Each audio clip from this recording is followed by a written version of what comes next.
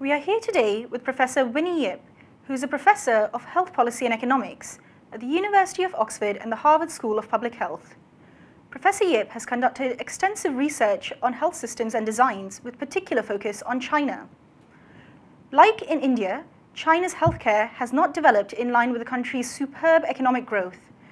Healthcare remains unaffordable for many, and Professor Yip will help us understand why today. Thank you for joining us, Professor. Thank you. China has invested so much public funding into its health system, yet healthcare is unaffordable. What is causing this rapid cost inflation? Well, first of all, I think you need to understand that money doesn't equate service. Okay. So China has invested a lot of public funding in health, and it has not been very successful in delivering effective services or controlling its healthcare expenditure. That's why it is still unaffordable for many people. So your question is why? And I think there are several reasons. Number one, which is the easier to understand one, because I think India has the same problem, is that China's health insurance initially only cover inpatient services. So you can imagine that if you're a patient and if the insurance only cover inpatient services, what do? You're incentivized to go to hospital rather than to basic primary health care.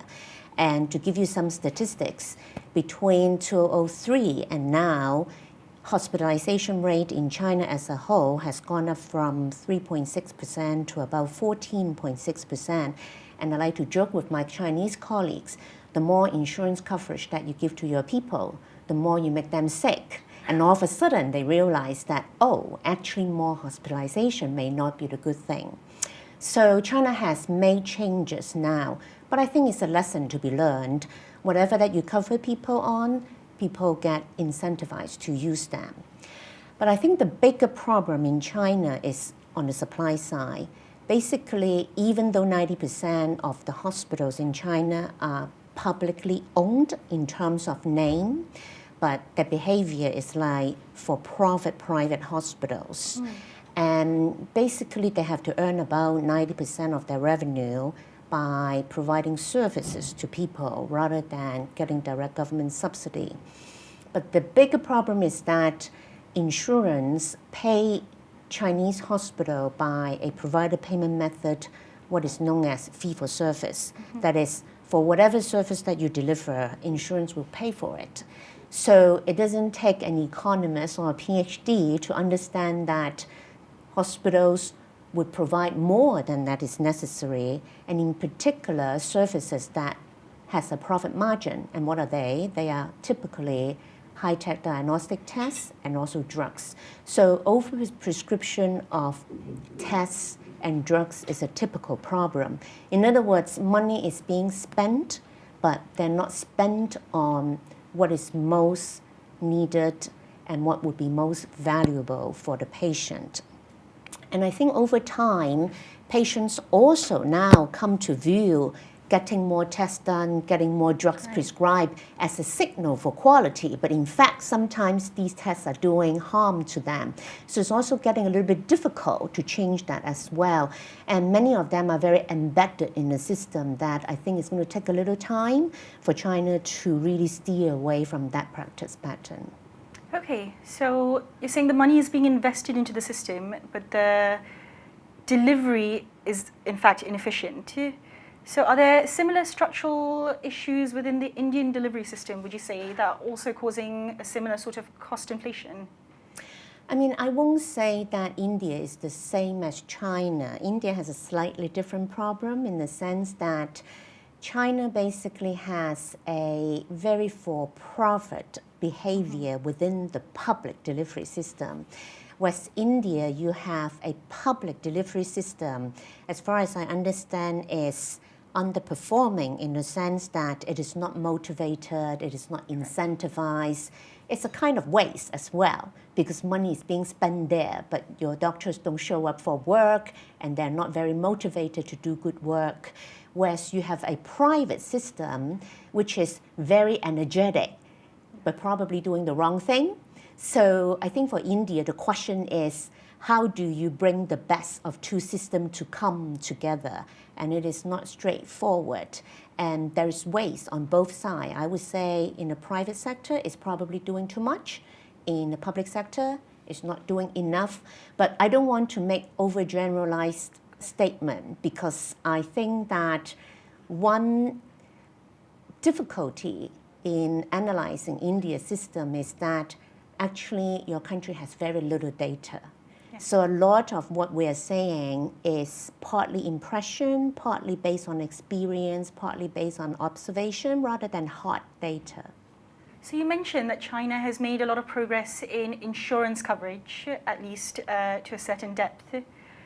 So if India were to achieve universal insurance coverage, would there be any further need to develop the health sector, or would the issues you mentioned earlier factor in for India as well?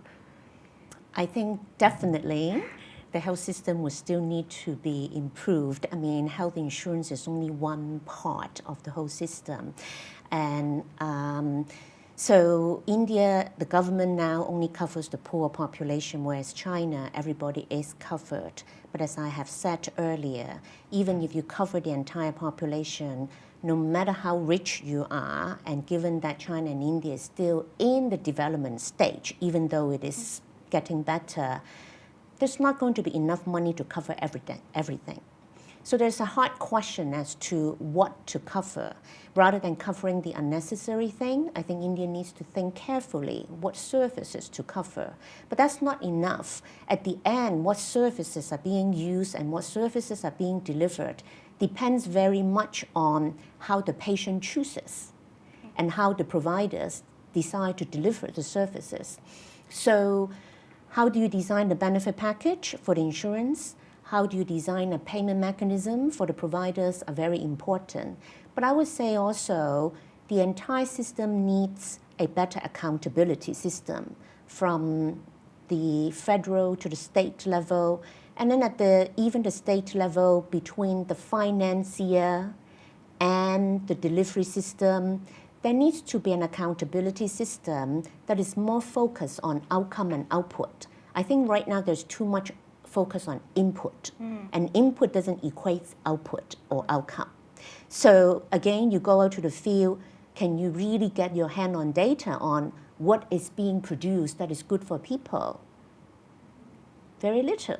Right. So how are you going to hold accountable the providers for doing bad things, but at the same time, how do you reward those who are doing good things? Because I'm sure within this entire system, there are dedicated professionals, and they need to be understood why they do better and understand their best practices and scale them up. So if India were to reconstruct its delivery system in a way that reduces these inefficiencies and minimizes the negative incentives that the providers are using to their advantage right now, what would you say are the lessons learned from China? I think that, first of all, let me just emphasize that changing delivery system is not easy. It's a complex endeavor. I think in India, some of the problem of delivery in the rural areas could be there are not enough well-trained professionals. Now, if that's the case, yes, having more well-trained professional is a necessary condition though, but I would emphasize that that's not sufficient. Mm-hmm. And so you need to think about, as I've emphasized, one is incentive, but incentive, I don't want to have the misunderstanding is purely financial incentive. There are also other kind of incentive like social recognition, like being honored in a public way that they feel proud of their professionals. So building a good sense of professionalism, of being proud to deliver good work is another thing that China has not done, which I think India could also try. And as I say, having the consumers and patients being more educated being more informed in terms of what services to choose. For example, not every little health problem needs an antibiotic from an unqualified private providers. Those need to be done. In other words, I think the government can do a lot more in not just financing, but also closing the gaps in information so that the patients can be more intelligent choosers, but at the same time motivating the provider to be doing social good rather than just pursuing their own interests. But this is subject to creating a situation that the provider do earn enough. You can't be punishing them and at the same time wanting them to do social good as well. So there's a lot of balancing acts that need to be seriously and also carefully considered. There's no one solution for it. Thank you so much, Professor Yip. Thank you. We have learned from Professor Yip that in China, universal insurance coverage has been insufficient in ensuring affordability of healthcare for the population. Learning from China, India must move forward in a way that uses the strengths of the private sector to complement those of the governments while leaving behind the weaknesses of both.